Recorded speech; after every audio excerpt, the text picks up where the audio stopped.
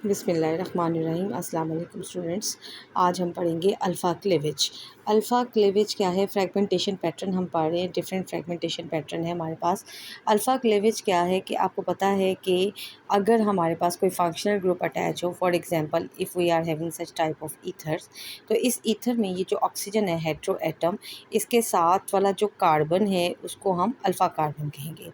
Alpha carbon के alpha और beta carbon के दरमियान जो बॉन्ड होगा, अगर वो बॉन्ड क्लीव होता है तो इसे हम अल्फ़ा क्लीवेज कहेंगे।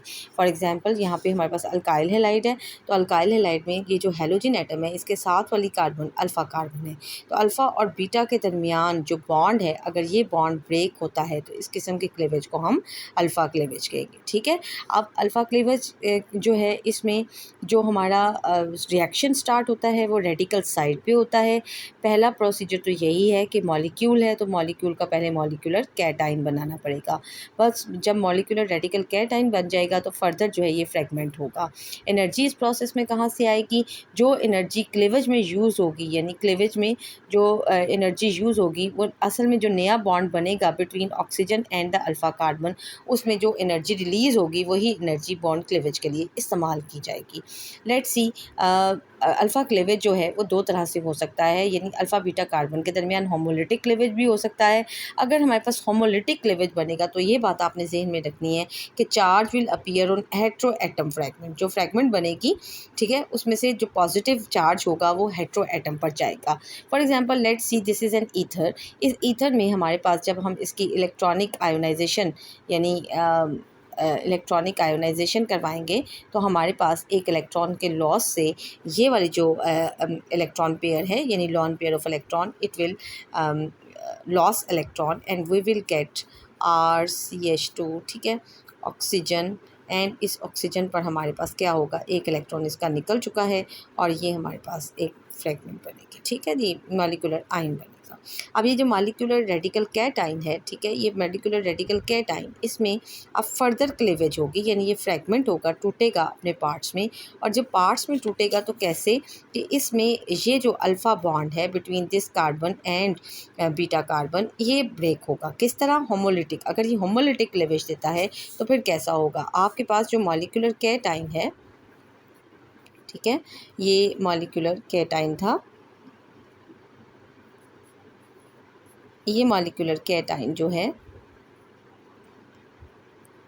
इसमें यहाँ पे ये जो इलेक्ट्रॉन पेयर है, होमोलिटिक क्लीवेज मैं आपको सिखा चुकी हूँ कि एक ही इलेक्ट्रॉन पेयर जो है उसके जो एक इलेक्ट्रॉन है वो साथ वाला एटम इक्वल डिवीजन हो जाए और ये वाला जो है ये इलेक्ट्रॉन पेयर ले जाए। तो यहाँ पर ये इलेक्ट्रॉन पेयर यहाँ जाने की बजाय ये वाला हेट्रो एटम जब अपना एक ऑक्सीजन इलेक्ट्रॉन प्रोवाइड करेगा तो यहाँ से ये वाला जो हेट्रो एटम है, ये भी ये वाला कार्बन एटम के दरमियान जो बॉन्ड क्लीव होगा, ये इलेक्ट्रॉन यहाँ आ जाएगा। एज अ रिज़ल्ट हमारे पास क्या होगा? हमारे पास ये जो R है ये तो फ्री रेडिकल बन गया और उसके साथ साथ हमारे पास ये जो बाकी पार्ट है इसमें CH2 ग्रुप अगर ऐसे ही रहे तो डबल बॉन्ड बन जाएगा बिटवीन ऑक्सीजन एंड कार्बन। ठीक है, और उसके साथ साथ R जो है R डैश वो ऐसे का ऐसे ही हमारे पास मौजूद होगा।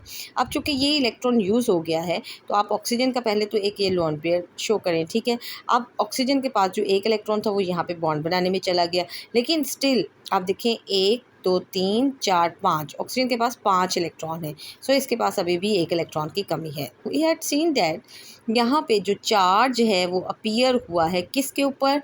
हेट्रो एटम कंटेनिंग स्पीशी पर। ठीक है, अब ये स्पीशी इस तरह की है कि ये रेजोनेंस स्टेबलाइज्ड है। ठीक है, कैसे रेजोनेंस स्टेबलाइज है? कि आपके पास ये जो ऑक्सीजन पर पॉजिटिव चार्ज है, ठीक है, ये पॉजिटिव चार्ज जो है अगर यहाँ पर ये डबल बॉन्ड इसको सेटिस्फाई करते तो कार्बन पर पॉजिटिव चार्ज चला जाएगा। यानी इस तरह हमारे पास ये स्पीशी जो है वो एक रेजोनेंस स्टेबलाइज्ड स्पीशी है। ठीक है, तो ये है हमारे पास अल्फ़ा क्लीवेज। इस अल्फ़ा क्लीवेज के रिज़ल्ट में हमारे पास जो है यहाँ पे एक क्या बन रहा है, हमारे पास एक रेडिकल कैटाइन के बाद हमारे पास hetero atom containing positive species जो कि मैस स्पेक्ट्रोमीटर में अपनी MZ की एक खास पीक देगी। इस मालिक्यूल में फ़र्दर फ्रेगमेंटेशन भी हो सकती है, जैसे हमने पिछली बार देखा था कि ये मालिक्यूल अगर फ़र्दर फ्रेगमेंट हो यानी ब्रेक डाउन हो तो कैसे होगा। ये मालिक्यूल फ़र्दर अगर ब्रेक डाउन होता है यहाँ से मालिकुलर कैटाइन, तो यहाँ से हेट्रोलिटिक क्लीवेज के ज़रिए ये ऑक्सीजन अगर ये डबल बॉन्ड ले 2 इलेक्ट्रॉन पेयर अपनी तरफ ले जाती है तो इसका पॉजिटिव चार्ज ख़त्म हो जाएगा, और अगर यहाँ पे फर्दर हेट्रोलिटिक क्लीवेज हो तो ये फ्रैगमेंट फर्दर ब्रेक डाउन हो सकती है।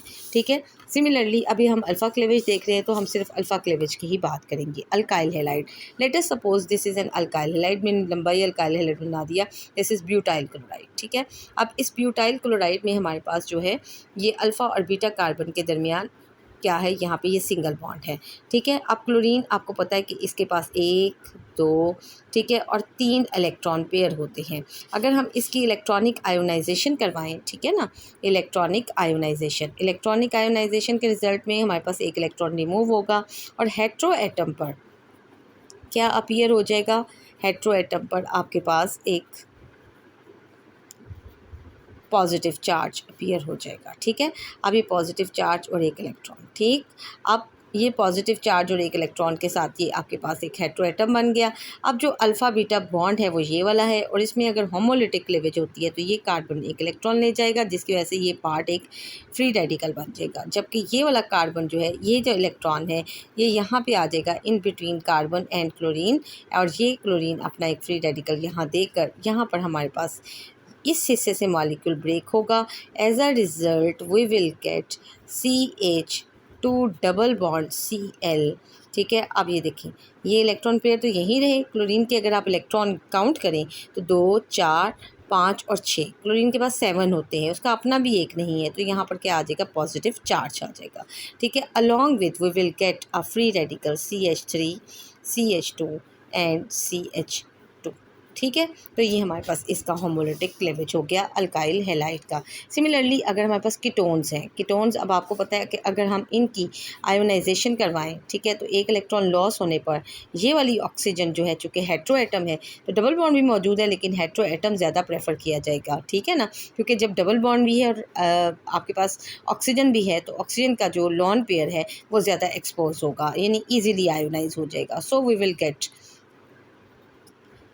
RC डबल बॉन्ड O, एक इलेक्ट्रॉन पेयर, जबकि एक पॉजिटिव और नेगेटिव, और उसके साथ साथ हमारे पास ये स्पीशी बन जाएगी। अब ये जो मॉलिक्यूलर रेडिकल कैटाइन बना है, अगर हम इस कैटाइन को देखें तो इन केस ऑफ कीटोन्स ये रेडिकल कैटाइन,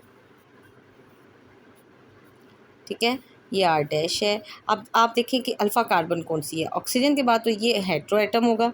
ठीक है, और हेट्रो एटम के साथ वाला ये वाला बॉन्ड जो है ये ब्रेक होगा। ठीक है, हालांकि इसका अल्फ़ा कार्बन ये वाला था, सही है, अगर हम एल्डिहाइड के हिसाब से देखें, और अगर हम हेट्रो एटम के हिसाब से देखें तो फिर ये वाला बॉन्ड ब्रेक होगा। ठीक है, तो अब हेट्रो एटम के हिसाब से ये फिर अल्फ़ा, तो ज़्यादातर हम ये भी कहते हैं कि bond next to a hetero atom.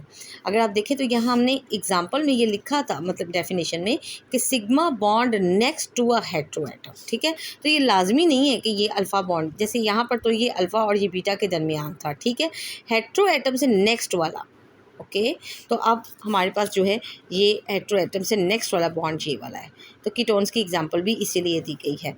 अब यहाँ पर आपके पास क्या होगा कि जब हमारे पास ये रेडिकल कैटाइन बन चुका है, ठीक है, तो अब क्या होगा, यहाँ पर अगर हम होमोलिटिक क्लीवेज करते हैं तो ये R जो है ये फ्री रेडिकल बन जाएगा, जबकि यहाँ पर एक डबल बॉन्ड यहाँ पे बन जाएगा। ठीक है, यानी यहाँ पर हमारे पास एक ट्रिपल बॉन्ड बन जाएगा।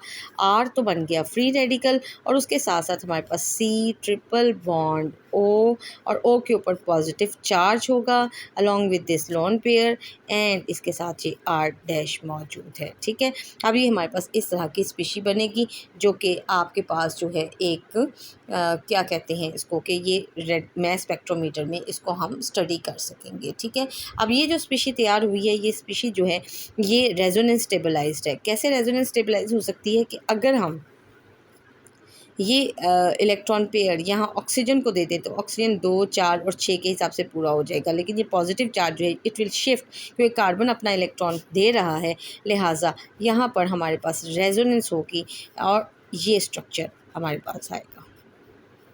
ठीक है, तो ये वाला स्ट्रक्चर जो है यानी ये वाला रेडिकल जो है ये हमारे पास रेजोनेंस स्टेबलाइज्ड रेडिकल होगा।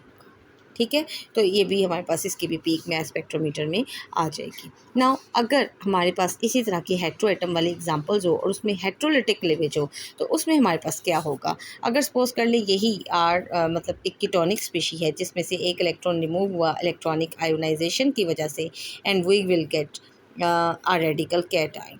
तो हमारे पास एक रेडिकल कैटाइन बन गया और उसके साथ साथ ये रेडिकल कैटाइन बन गया। अब इस रेडिकल कैटाइन के अंदर अगर हम इसमें वही अल्फ़ा बॉन्ड के ऊपर ही यानी वही अल्फ़ा क्लीवेज ही करें जहाँ जैसे हमारे पास ये डबल बॉन्ड ओ है और उसके बाद ये पॉजिटिव और ये आपके पास इलेक्ट्रॉन पेयर मौजूद है।